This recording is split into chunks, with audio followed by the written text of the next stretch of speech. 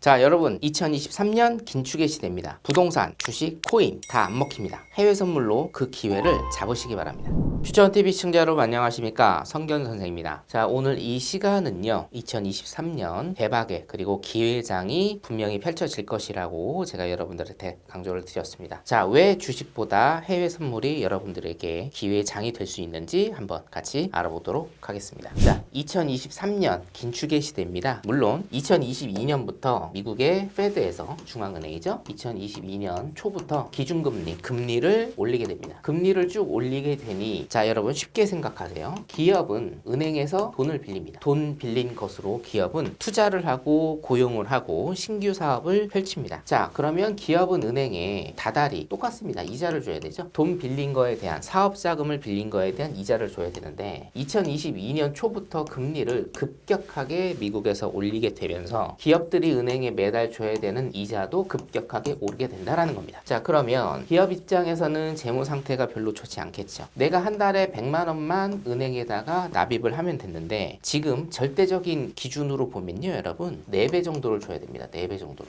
월 400을 줘야 된다는 얘기입니다. 기업들이. 근데 여러분들 아시겠지만 기업들이 우리 신용대출 받는 것처럼 1000만 원, 2000만 원 빌리지 않죠. 1000억, 2000억 이렇게 빌립니다. 그렇기 때문에 은행에 대해 줘야 되는 이자가 굉장히 크다. 그러면 기업의 재무 상태가 안 좋아진다라는 것은 무슨 의미입니까? 주가가 하락을 한다라는 의미죠. 자, 2022년에 여러분들 많이 경험해 보셨을 겁니다. 작년 한 해에도 주가가 굉장히 많이 떨어졌어요. 그렇죠? 자, 하지만 2023년 미국은 경기 침체가 예상되어 있습니다. 2022년에도 주가가 많이 하락을 했지만 23년에는 경기 침체가 예상되기 때문에 기업은 더 많이 주가가 하락을 할 것이다. 자, 여러분 선물이 생겨난 이유가 바로 이겁니다. 자, 2022년에 여러분 국내 주식 하시는 분들 아마 크게 느끼셨을 겁니다. 긴축의 시대에서 주식은요 할 수 있는 게 없습니다. 떨어지는 내 주식의 가치를 그냥 핸드폰으로 볼 수밖에 없습니다. 이럴 때 해칭 개념으로 나온 게 바로 선물이다. 특히나 변동폭이 굉장히 큰 해외 선물이다. 해외 선물이 긴축의 시대에는 수익을 낼 수 있는 유일한 방법이, 유일한 대안이 될 수밖에 없다라는 겁니다. 주식에 대한 해칭으로서 선물이 탄생을 하게 된 것입니다. 더 쉽게 말씀드리면 해외 선물은요 매도 포지션, 내가 매도 포지션을 살 수가 있어서 주가가 하락을 하더라도 여러분들이 수익을 내실 수가 있다라는 겁니다. 2023년에 주식과 해외 선물의 수익률은 2022년보다 더 크게 극명하게 벌어질 겁니다. 주식은 계속적으로 하락을 할 것이고요. 선물은 매도 포지션을 유지하시면 수익을 극대화하실 수 있을 겁니다. 자, 왜 주식보다 해외 선물인지에 대해서 손실에 관한 부분을 제가 좀 짚어드리면 결론적으로 말씀을 드리면 여러분 해외 선물과 주식을 비교했을 때 손실이 난다. 자, 우리가 손실이 날 수는 있죠. 그런데 뭐가 중요합니까? 복구가 중요한데 주식보다 해외 선물의 복구가요 훨씬 더 쉽습니다. 제가 그래프를 하나 좀 준비를 했는데 여러분 주식의 손실률이 10%, 20%, 30% 이렇게 마이너스를 찍으면서 자, 이 복구의 그래프입니다. 여러분 복구에 필요한 수익률의 그래프가 급격하게 위로 올라간다. 기울기가 급격하게 위로 올라가는 것을 보실 수가 있죠. 무슨 얘기냐? 쉽게 하나만 설명을 해드릴게요. 내가 100원의 가치를 갖는 주식을 샀다. 근데 경기가 안 좋아서 100원의 주가가 50원으로 50% 반토막이 났어요. 자, 그러면 현재 50원짜리 주식이 100원으로 오르려면 몇 프로가 올라야 되느냐? 100%가 올라야 됩니다.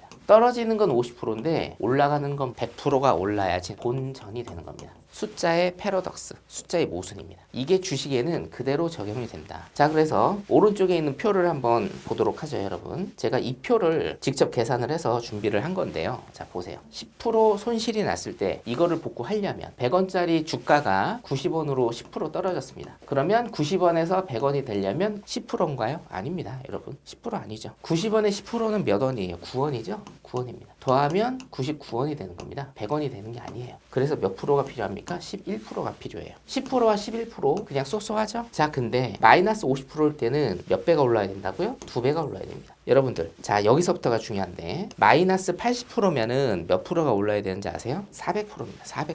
마이너스 90%를 찍으면요 900%입니다. 900%.